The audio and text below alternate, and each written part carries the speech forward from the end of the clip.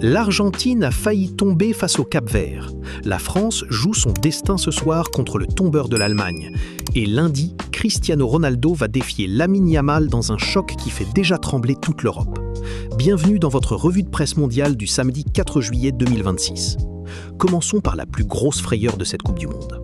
L'Argentine est qualifiée, mais de justesse. La Gazzetta dello Sport résume parfaitement la soirée avec sa une. Messi, mais quelle peur! Face au Cap-Vert, l'Albiceleste a dû s'employer jusqu'au bout pour s'imposer 3-2. Les Cap-Verdiens sont revenus 2 fois au score et ont fait trembler les champions du monde. Mais Lionel Messi a encore répondu présent. Il inscrit son 20e but en Coupe du Monde et participe aux 2 autres réalisations. L'Argentine continue son chemin, mais elle a montré des signes de faiblesse. Autre qualification, l'Égypte élimine l'Australie au tir au but après un match complètement fou. Mohamed Salah transforme une Panenka pleine de sang-froid pour envoyer les Pharaons en quart de finale. La Suisse, de son côté, élimine l'Algérie 2-0 et poursuit son aventure.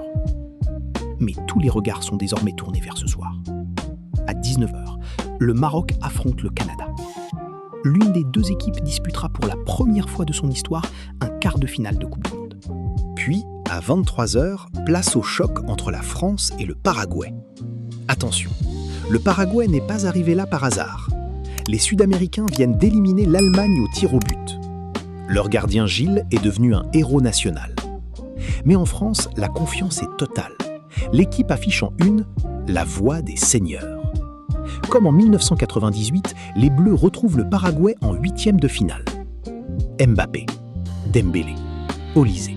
Une attaque capable de faire exploser n'importe quelle défense.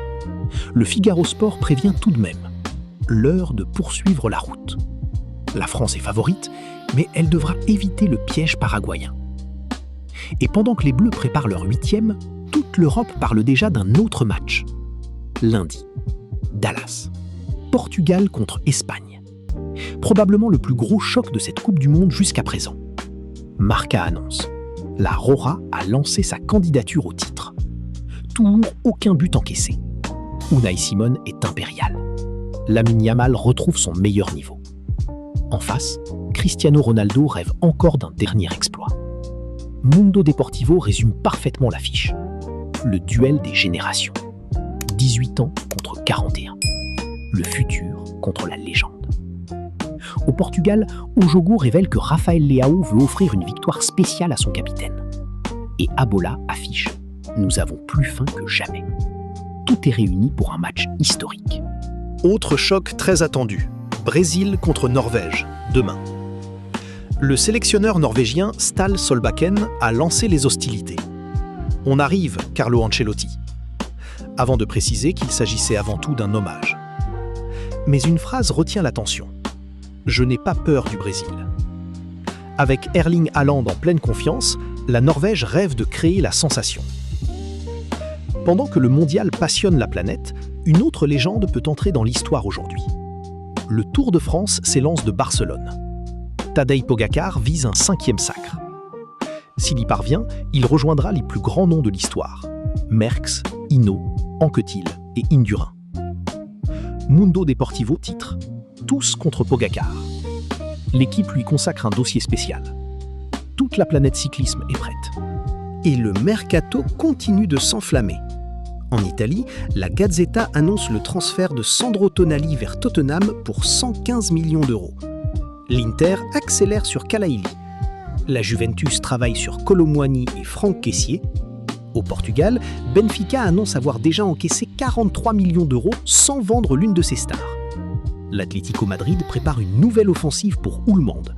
Le marché des transferts ne fait que commencer. Enfin, en Formule 1, Ferrari frappe un grand coup à Silverstone. Lewis Hamilton décroche la pole position du sprint avec seulement 11 millièmes d'avance. Le Britannique n'en revenait pas. « Je suis extasié, je ne m'y attendais pas ». Ferrari retrouve le sourire. Ce qu'il faut retenir de cette journée. L'Argentine s'est qualifiée dans la douleur. La France joue gros ce soir face au Paraguay. Le Maroc rêve d'un quart historique. Toute l'Europe attend déjà le choc Portugal-Espagne. Pogačar part à la conquête d'un 5e Tour de France. Et le mercato continue de faire exploser les compteurs. Demain, nous saurons si les Bleus sont toujours en course, si le Maroc a écrit une nouvelle page de son histoire, et nous serons à 2 jours du duel entre Cristiano Ronaldo et Lamine Yamal. Alors abonne-toi à Une de Sport, active la cloche et retrouve-moi demain pour une nouvelle revue de presse mondiale.